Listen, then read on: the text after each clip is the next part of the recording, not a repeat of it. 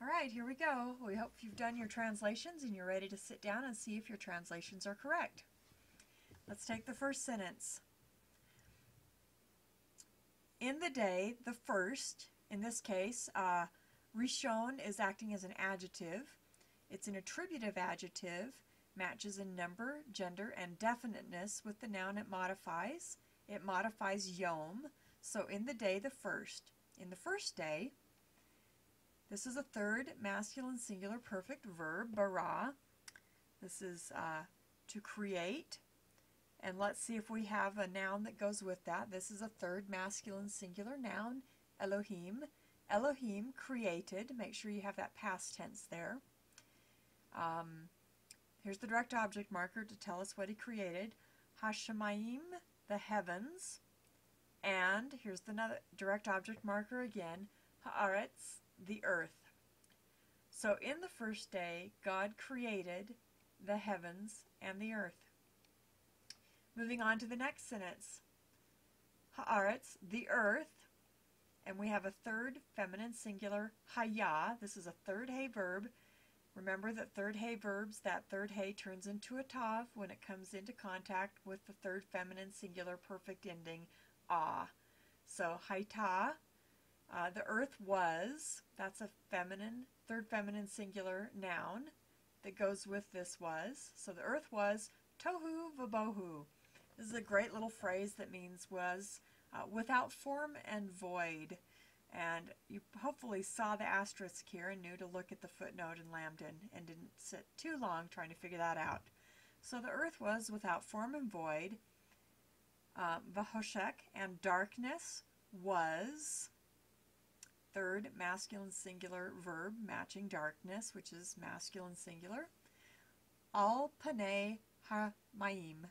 So on the face of the water. Notice that panei hamayim is a construct. This panei is the construct noun. Hamayim is the absolute noun. Hamayim looks just like it should. Panei has taken this seriyod ending that it normally doesn't take in the absolute form, but in the construct form it takes this funny ending of seriyod, and it is in construct with hamayim. So al panei hamayim, on the face of, that lets us use that of, the water. And then the next phrase we have bara Elohim et haor. Elohim called bara, created. Elohim bara created the light. And he called, notice here that kara is to call, and it's a third masculine singular perfect verb, but we don't have a third masculine singular subject around, so we'll just use the pronoun he. He called to the light day. So a better, more idiomatic way to say that is he called the light day. And lahoshek kara laila. And to the night he called, and to the darkness he called night. And he called the darkness night. Sometimes we have this lamed here when somebody is calling something, like naming it. We'll put that lamed there like they're calling to it, but it really is the same as saying, and he called the light day, and he called the darkness night. Okay, the last phrase here, Cain, hopefully you got that. That means thus. Asa, to do, act, or make. Let's figure out whether to do, act, or make works best here. That's a third masculine singular perfect verb. Elohim, there's our third masculine singular subject.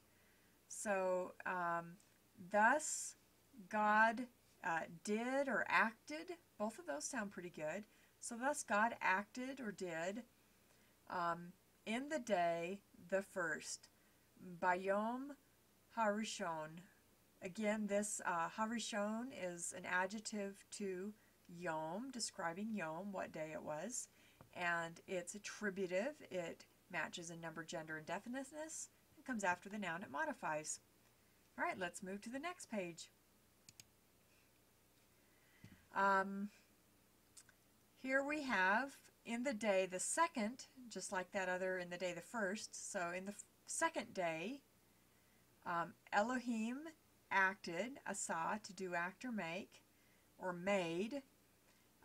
Rakia, which is firmament, in the midst of Hamayim. In the midst of Hamayim, the water. So, in the second day, God made firmament in the midst of the water. Notice we have that of there. This is another construct, midst and water, two nouns being set next to each other. Water is the absolute noun. Midst is the construct noun. But it doesn't undergo any change because it's just a masculine singular that doesn't get messed up. All right. And the firmament stood, third masculine singular. Firmament is a masculine singular noun. That fits. Between the water, which was, or which is, imply that is, beneath or under the heavens, and between the water, which is, you imply the is there, over, all is over or upon, ha-shemaim, the heavens. And so all together we have, in the second day, God made the firmament in the midst of the water, and the firmament stood between the water which is under the heavens, and between the water which is over the heavens. Now let's look at this next phrase. He called the firmament heaven. Okay, shemaim. That can be heavens, skies, all sorts of words you can use there. You can look in the lexicon and see all sorts of choices.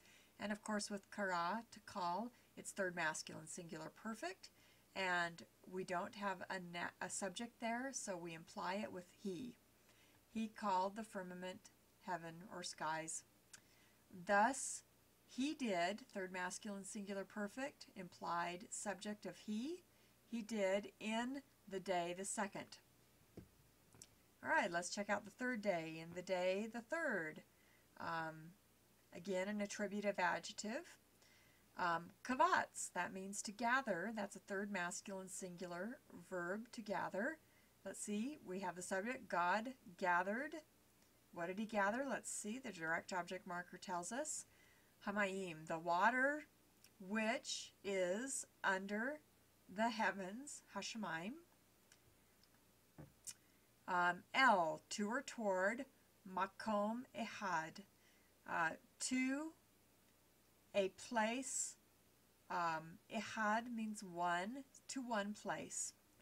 So in the third day, God gathered the waters which are under the heavens to one place. All right. Layabasha, Kara, Elohim, Eretz. All right, so now let's look at what we have here. What's Yabasha? That's like the herbage. He called, God called, or land. So not herbage, dry land. So the dry land, God called earth. Our herbage is coming down here. And let's see. So to the dry land, God called earth. And to the water, Lamayim, he called waters or seas. You can, or not really seas, waters, bodies of waters.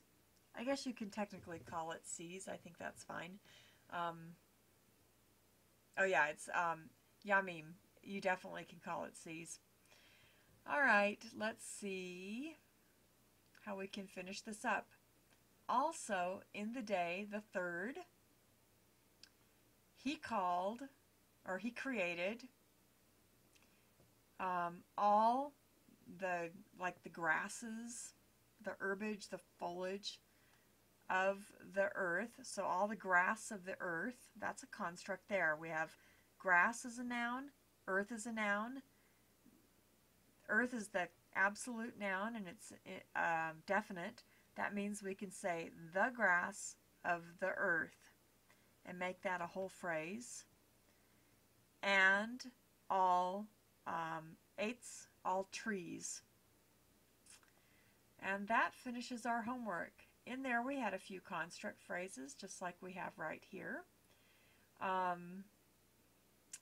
If we have any questions on that and want to review more, we'll look at it again on Monday and keep your questions for then. Or you can always email me if you have questions as well, and I'll see you then.